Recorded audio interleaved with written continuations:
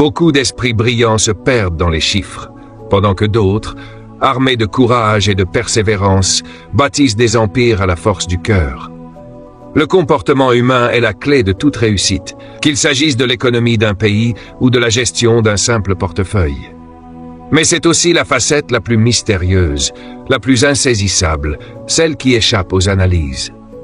La manière dont nous gérons notre argent révèle notre manière de nous comprendre nous-mêmes. Nos croyances sur l'argent et le monde ne découlent pas toujours de la vérité, mais de ce que nous avons vécu. Ce que vous croyez juste dépend du décor dans lequel vous avez grandi. Celui qui a connu l'inflation apprend à dépenser avant que la valeur ne s'envole. Celui qui a vécu dans la stabilité apprend à épargner avec confiance. Deux êtres d'intelligence égale peuvent ainsi penser et agir à l'opposé simplement parce qu'ils ont grandi sous des soleils différents. Les chiffres, les statistiques, les études ne peuvent pas rivaliser avec la force de l'expérience personnelle. Chacun agit selon sa propre logique, forgée par la peur, l'espoir, la mémoire et la culture. Ce qui semble insensé vu de l'extérieur devient souvent parfaitement cohérent vu de l'intérieur. Personne n'est fou. Nous faisons tous de notre mieux avec les cartes que la vie nous a données. Le succès, lui, ne se résume jamais à l'effort. Il y a la part visible, celle du travail, des sacrifices, des nuits blanches. Mais derrière, il existe des forces invisibles, la chance et le risque. La chance ouvre des portes qu'aucune volonté n'aurait pu forcer. Le risque, lui, peut tout emporter. L'un comme l'autre façonne notre parcours autant que notre talent. On cite souvent Bill Gates comme modèle d'innovation et de génie. Pourtant, s'il a découvert sa passion pour l'informatique, c'est parce que son école fut la seule à posséder un ordinateur dans les années 60. Sans ce hasard, sans cette étincelle, l'histoire aurait peut-être été différente. Et parmi ses amis les plus brillants, l'un mourut avant même de terminer ses études. Voilà la part du destin, cruelle et imprévisible, que personne ne contrôle. Nous jugeons les résultats, mais nous oublions souvent les circonstances qui les ont rendus possibles. Tous les succès ne viennent pas d'un travail acharné, et tous les échecs ne viennent pas de la paresse. Il faut se souvenir que certains triomphes reposent sur des coups de chance, et que certaines chutes viennent simplement d'un mauvais vent. Il faut aussi se méfier des exemples trop extraordinaires. Plus un cas est exceptionnel, moins il est reproductible. Enfin, rien n'est jamais aussi grandiose ni aussi catastrophique qu'on le croit. Comprendre le rôle de la chance et du risque, c'est apprendre la bienveillance envers soi-même, c'est accepter de continuer à jouer encore et encore jusqu'à ce que le sort nous sourie. Mais il y a un piège, celui du jamais assez. Beaucoup veulent devenir riches sans savoir où s'arrêter. Combien est suffisant? Quand le plus devient-il trop? L'histoire d'un écrivain répond à cette question. Lors d'une soirée donnée par un milliardaire, il affirma que l'homme avait plus d'argent qu'il n'en gagnerait jamais. Et il répondit avec sérénité, « Oui, mais moi, j'ai quelque chose qu'il n'aura jamais. Assez. » Cette phrase résume tout. Vouloir toujours plus, c'est marcher sur une corde au-dessus du vide. Certains ont tout, et pourtant, ils risquent tout pour en obtenir davantage. L'ambition devient alors une prison. La sagesse, c'est de savoir quand poser les armes. Le bonheur naît de la satisfaction, pas de la poursuite infinie. Se comparer aux autres, c'est un poison lent qui tue la joie. Il y aura toujours plus riche, plus fort, plus chanceux. Courez votre propre course, célébrez vos propres victoires. Car certaines choses, la liberté, la réputation, la famille, l'amour, la paix intérieure n'ont pas de prix et rien ne mérite de les mettre en jeu. Warren Buffett, l'un des plus grands investisseurs du monde, a bâti sa fortune non pas sur des coups d'éclat, mais sur la patience. Il n'a pas seulement été bon, il l'a été longtemps. Plus de 90% de sa richesse est arrivée après ses 50 ans. C'est cela le secret de la croissance, la constance, le temps, la discipline.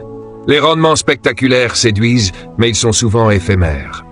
La vraie réussite est celle qui se répète, stable, durable, enracinée. La force des intérêts composés, c'est le pouvoir du temps, un allié discret mais invincible. Devenir riche et le rester sont deux chemins différents. Pour atteindre la richesse, il faut de la foi, de l'audace et parfois un grain de folie. Pour la préserver, il faut de l'humilité, de la prudence et un brin de peur. L'un exige le courage d'avancer, l'autre la sagesse de reculer. Être frugal, ce n'est pas se priver, c'est honorer ce que l'on possède. Être vigilant, c'est reconnaître que tout peut s'effondrer. La fortune grandit comme un arbre, lentement, imperceptiblement, puis un jour, elle devient forêt. Mais encore faut-il résister aux tempêtes et survivre aux saisons difficiles.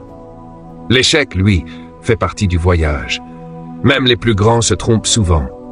Le collectionneur Heinz Berggruen a bâti une fortune dans l'art, mais la plupart de ses achats furent des erreurs. Quelques chefs-d'œuvre suffirent pourtant à changer sa vie. C'est la loi du monde. 80% de nos efforts échouent, mais les 20% restants écrivent l'histoire. Warren Buffett a investi dans des centaines d'entreprises, mais seule une poignée a fait sa légende. Netflix a produit des dizaines de séries, mais seules quelques-unes ont marqué les esprits. L'échec n'est pas une honte, c'est le prix à payer pour la réussite. Pouvoir se lever le matin et dire « je fais ce que je veux » est la plus belle forme de fortune, car le bonheur n'a pas une définition universelle, mais il repose sur une chose commune, la capacité de diriger sa propre vie. L'argent ne vaut rien s'il vous prive de votre temps, de vos proches, de votre souffle. Le piège, c'est de gagner toujours plus jusqu'à perdre l'essentiel. La vraie richesse, c'est la liberté de choisir, d'aimer, de créer, d'exister à votre rythme. Et enfin, la richesse véritable n'est pas ce que l'on voit. Elle ne brille pas dans les vitrines, elle ne se pavane pas dans les voitures de luxe. Ce qu'on montre est souvent ce qu'on dépense, et dépenser, c'est s'appauvrir. La richesse est invisible, silencieuse, patiente. C'est l'argent que l'on garde, la paix que l'on conserve, la liberté que l'on protège. Dépenser pour impressionner, c'est se vider pour être vu. La vraie prospérité ne cherche pas à paraître, elle cherche à durer. Il faut toujours laisser une marge d'erreur dans tout plan, surtout financier. Celui qui n'imagine pas l'échec s'y prépare sans le savoir. Le véritable danger ne vient pas d'un revers, mais de l'incapacité à y faire face. Dans l'investissement comme dans la vie, tout peut se briser. Compter sur une seule source de revenus, miser sur une seule opportunité, c'est s'exposer à la chute. Mettre tous ses œufs dans le même panier revient à parier sa survie sur une seule carte. La sagesse, c'est de se donner de la flexibilité, de bâtir un filet de sécurité, de garder toujours un espace pour l'imprévu. Ce n'est pas du pessimisme, c'est du réalisme. Ce qui protège la richesse, c'est la préparation, pas la certitude. L'épargne n'est pas qu'un moyen d'acheter plus tard, c'est une assurance contre ce que l'on ne voit pas venir. On pense souvent qu'on économise pour quelque chose de précis, une maison, une voiture, la retraite. Mais en vérité, on économise pour tout ce que la vie inventera. L'inattendu est la seule chose certaine. C'est pourquoi il faut prévoir sans rigidité, planifier avec une marge d'erreur, toujours laisser de la place à l'inconnu. Le temps change tout. Vous changerez, le monde changera, vos désirs aussi. Ce que vous croyez vouloir aujourd'hui ne sera peut-être plus ce que vous désirerez demain. Beaucoup se battent pendant des années pour atteindre un rêve, puis découvrent, une fois arrivés, qu'ils n'en veulent plus. Nos objectifs évoluent avec nos expériences, nos blessures, nos joies. Croire que nous resterons les mêmes est une illusion. La prudence consiste à bâtir des plans souples, capables d'évoluer avec nous. Mieux vaut avancer avec des fondations adaptables qu'ériger des murs qui demain nous enfermeront. Tout dans la vie a un prix, mais tous les prix ne sont pas inscrits sur les étiquettes. Chaque décision, chaque succès, chaque ambition a un coût caché. Avant de choisir, il faut se demander si l'on est prêt à le payer. La réussite se paie souvent en incertitude, en doute, en peur. L'investissement, l'entrepreneuriat, la création, tout cela exige d'accepter la volatilité, les nuits d'inquiétude et les phases d'attente. Rien n'est gratuit. Les gains futurs demandent un tribut invisible, celui de la patience et de la résilience. La clé est de considérer ces peurs non comme un prix injuste, mais comme le passage obligé vers ce que l'on veut bâtir. Nos choix dépendent de nos visions du monde. Vous et moi ne jouons pas le même jeu. Chacun avance avec ses objectifs, ses horizons, ses contraintes. Ce qui est logique pour l'un peut être absurde pour l'autre. Dans les marchés financiers, des foules se ruinent en suivant des investisseurs qui, en réalité, poursuivent des buts différents. Certains jouent le court terme, d'autres l'éternité. C'est ainsi que naissent les bulles et les ruines. Avant de suivre quelqu'un, il faut savoir quel jeu vous jouez. Êtes-vous dans la course de la vitesse ou dans celle de la durée? La clarté sur votre propre but est la seule boussole fiable dans un monde d'imitation. Le pessimisme, enfin, a une séduction dangereuse. Il sonne plus intelligent, plus lucide, plus sérieux. Les gens aiment écouter ceux qui annoncent la fin du monde. Cela donne l'impression d'être éveillé, d'avoir compris ce que d'autres ignorent. Pourtant, l'histoire prouve que l'optimisme est le moteur de la reconstruction. Chaque crise a engendré des renaissances, chaque chute a ouvert la voie à des progrès. Après la guerre, des nations ruinées sont devenues des puissances. Après l'échec, des hommes brisés ont bâti des chefs d'œuvre. La peur peut protéger, mais seule l'espérance crée. Le pessimisme attire, car il parle à notre instinct de survie. Mais l'optimisme, lui, nourrit la vie. Croire que le monde peut s'améliorer, que les problèmes ont des solutions, ce n'est pas de la naïveté, c'est de la force. L'humanité avance parce qu'elle croit, même dans la nuit, que la lumière reviendra. Les plus grandes réussites naissent dans les moments où tout semblait perdu. L'espoir n'est pas une illusion, c'est une stratégie. Ainsi, comprendre l'argent, ce n'est pas seulement apprendre à le gagner, c'est apprendre à le respecter, à le protéger, à ne pas le laisser nous gouverner. C'est savoir qu'il faut parfois perdre pour grandir, attendre pour récolter, croire pour bâtir. La richesse véritable ne se mesure pas en chiffres, mais en liberté, en paix intérieure, en gratitude. Celui qui comprend cela a déjà trouvé la plus grande des fortunes. La vie est un voyage étrange où l'argent, le temps et la liberté s'entrelacent dans une danse invisible. Beaucoup croient que la richesse est une destination, alors qu'elle n'est qu'un outil, un souffle, une manière d'avancer sans chaîne. L'argent n'est ni bon ni mauvais, il révèle simplement celui qui le tient. Entre les mains d'un esprit libre, il devient levier de création et de paix. Entre celles d'un esprit prisonnier du manque, il devient fardeau, source d'angoisse et de comparaison sans fin. La plupart des gens poursuivent la sécurité sans comprendre qu'elle ne viendra jamais de l'extérieur. On veut de l'argent pour se rassurer, pour ne plus avoir peur. Mais la peur ne disparaît pas avec un compte plein, elle change seulement de visage. La véritable sécurité naît d'une chose simple, savoir s'adapter. Celui qui se prépare aux tempêtes de la vie, qui accepte l'imprévu, qui garde de la marge pour les erreurs, possède une forme de paix que l'argent seul ne peut offrir. L'épargne n'est pas un sacrifice, mais un acte de liberté. Ce n'est pas refuser de vivre aujourd'hui, c'est offrir un choix à celui que vous serez demain. L'argent mis de côté n'est pas une somme dormante, c'est une promesse, celle de pouvoir dire non. Non à un travail qui détruit, non à une vie sans sens, non à la peur du lendemain. Ce pouvoir de dire non, voilà la plus grande forme de richesse. Le monde change, nous changeons avec lui. Ce que nous voulons à 20 ans n'est pas ce que nous désirons à 40. Nos rêves muent, nos priorités basculent, nos passions s'effritent ou se transforment. Beaucoup consacrent leur vie à atteindre un objectif qui, une fois atteint, ne résonne plus. Ce n'est pas un échec, c'est la nature humaine. Nous évoluons, et nos ambitions doivent apprendre à évoluer avec nous. Le danger, c'est de figer son existence autour d'un but qui n'a plus de sens. La sagesse, c'est de marcher sans s'attacher à la destination, d'aimer le chemin autant que le sommet. Chaque choix a un prix, visible ou caché. La réussite coûte l'incertitude, l'attente, la peur. Ceux qui veulent tout sans payer le prix de l'inconfort se condamnent à la stagnation.